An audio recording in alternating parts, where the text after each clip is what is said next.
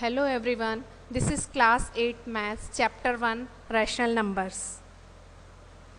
From childhood we are having very close relation with numbers.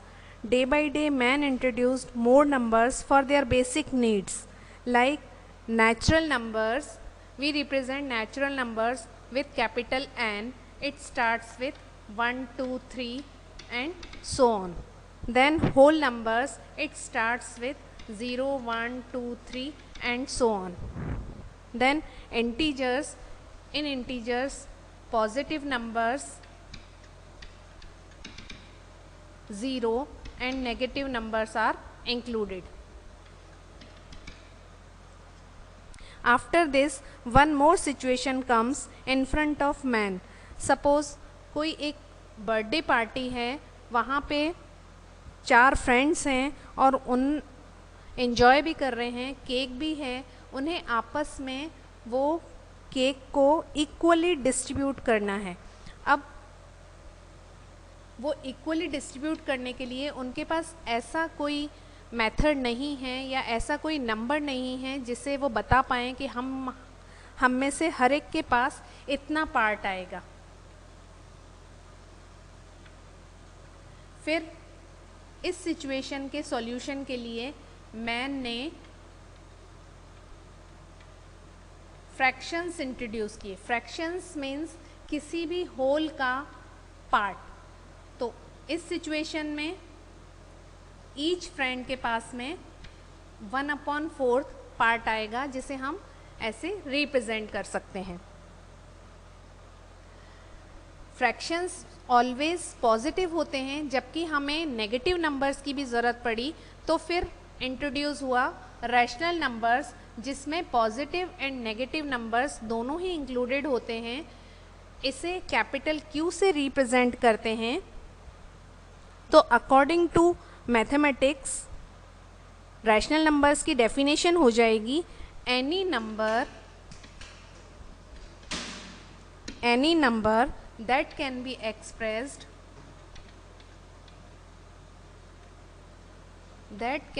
expressed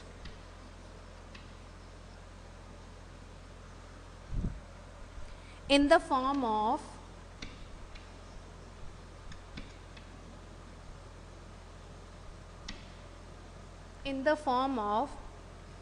P by Q, where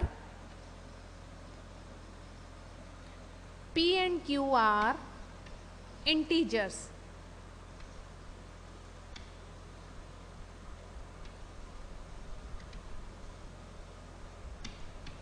integers में positive and negative numbers included हैं and Q is not equals to 0 is called rational numbers.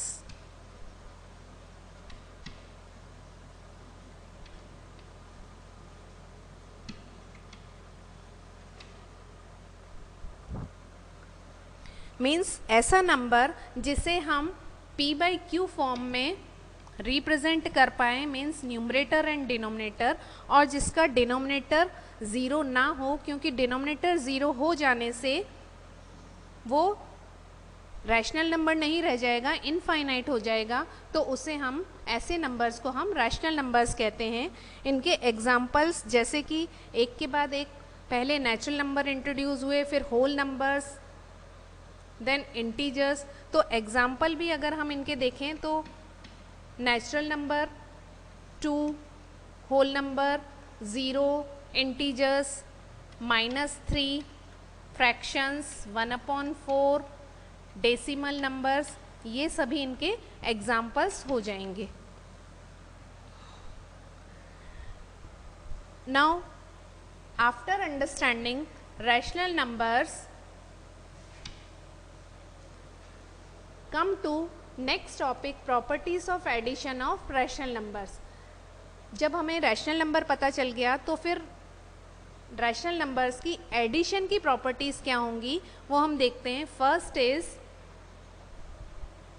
Closure property.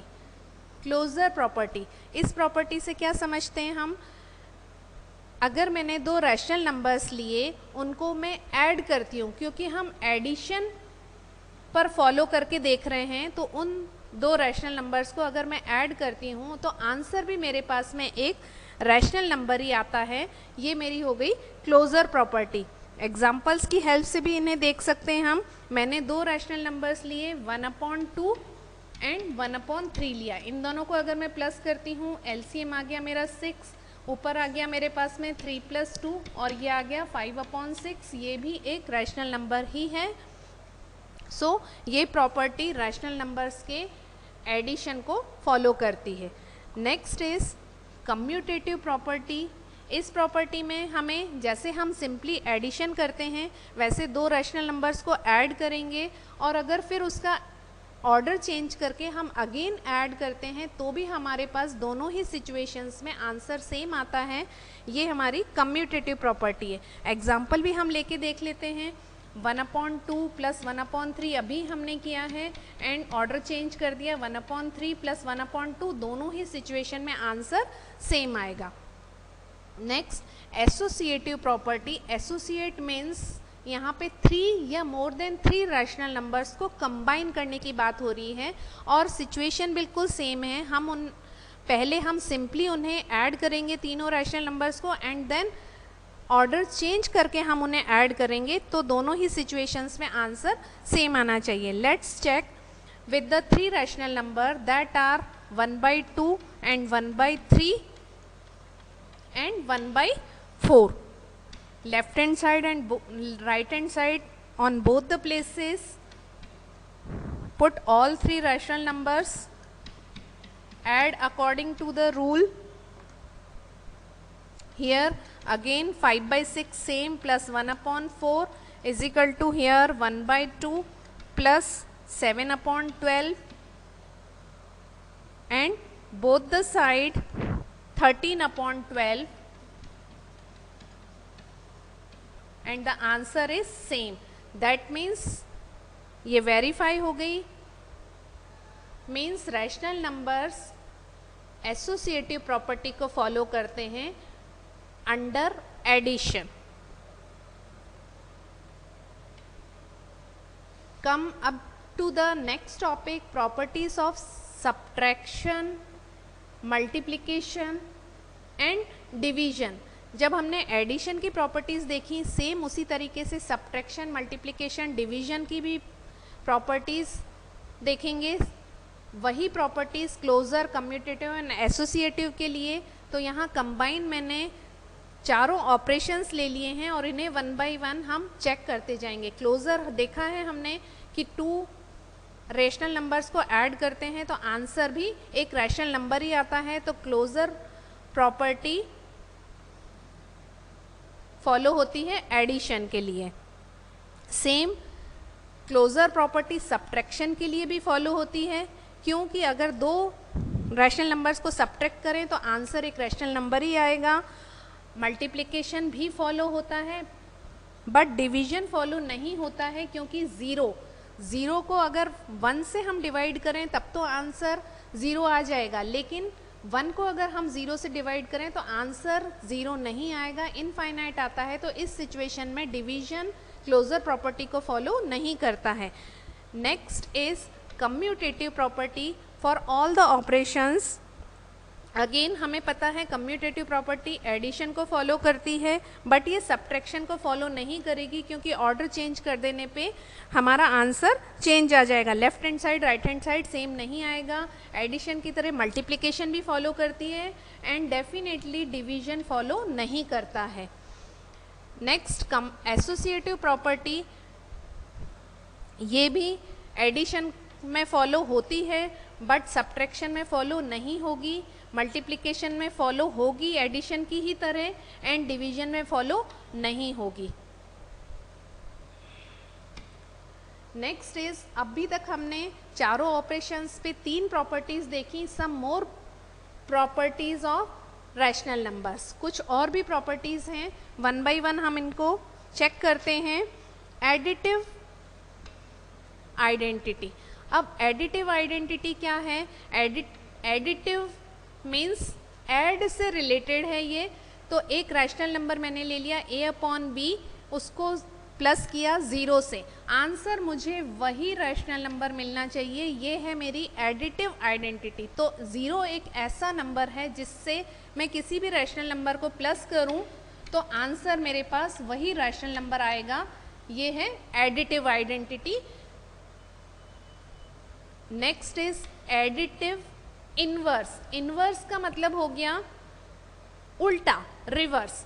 तो अगर मैंने कोई rational number a upon b लिया तो इसका जो है इनवर्स नेगेटिव साइन के साथ में हो जाएगा। दैट मीन्स अगर a अपॉन b लिया है तो माइनस a अपॉन b हो जाएगा, और अगर माइनस a अपॉन b लिया है तो वो प्लस a अपॉन b हो जाएगा। सिर्फ मुझे साइन चेंज करना है एडिटिव इनवर्स में।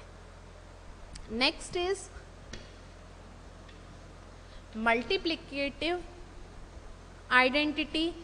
जैसा एडिटिव आइडेंटिटी के नाम से हमें पता था, वैसा ही मल्टीप्लिकेटिव में हमें अपने रैशनल नंबर से ऐसा कुछ मल्टीप्लाई करना है कि आंसर मेरे पास में वही रैशनल नंबर रहे। तो वो तो सिर्फ 1 ही है, जिससे कि मैं किसी भी रैशनल नंबर को अगर मल्टीप्लाई करती हूँ तो आंसर सेम आता है। सो मल्टीप्लिकेटिव आइडेंटिटी हो गई 1। Next is multiplicative inverse. Inverse से मतलब वही है कि मुझे रिवर्स करना है, उल्टा करना है। बट अब यहाँ पे ये मल्टीप्लिकेटिव है, तो मल्टीप्लिकेटिव में मुझे न्यूमरेटर को डिनोमिनेटर बनाना होगा और डिनोमिनेटर को न्यूमरेटर बनाना होगा। दैट मीन्स अगर मेरा rational number a upon b है तो वो हो जाएगा b अपॉन a। यहाँ साइन से मुझे कोई मतलब नहीं है, साइन मुझे इग्नोर करना है। अगर नेगेटिव साइन है तो नेगेटिव ही रहेगा, पॉजिटिव है तो पॉजिटिव ही रहेगा, सिर्फ न्यूमरेटर एंड डिनोमिनेटर इंटरचेंज होंगे। नेक्स्ट बहुत इंपॉर्टेंट प्रॉपर्टी है डिस्ट्रीब्यूटिव प्रॉपर्टी ऑफ मल्टीप्लिकेशन। ये मल्टीप्लिकेशन की प्रॉपर्टी है। सो दैट मीन्स इंपॉर्टेंट यहाँ पे मल्टीप्लिकेशन करना है। अब वो किसके ऊपर हो रही है, दैट इज ओवर एडिशन और ओवर सब्ट्रैक्शन। तो कैसे होती है वो हम देखेंगे। मैंने 3 रैशनल नंबर्स ले लिए हैं, a upon b, c upon d and e upon f। So multiplication की है तो बाहर हमने लिख दिया a upon b multiplied by and in bracket c upon d plus e upon f, क्योंकि ओवर हम एडिशन कर रहे हैं। अब जब हम इन्हें ओपन करेंगे तो पहले जो बाहर a अपॉन b है वो मल्टीप्लाई होगा फर्स्ट वाले रैशनल नंबर से c अपॉन d से। So that means a upon b into C upon D.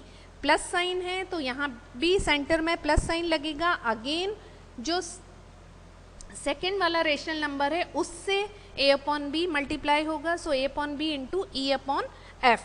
Same ऐसे ही सब्ट्रैक्शन के लिए भी हो जाएगा, ये a upon B into C upon D minus E upon F, और ये मल्टीप्लाई होगा पहले c अपॉन डी से a upon B and then after वो हो जाएगा e अपॉन f से, बिल्कुल वैसे ही जैसे हमने एडिशन के लिए किया था।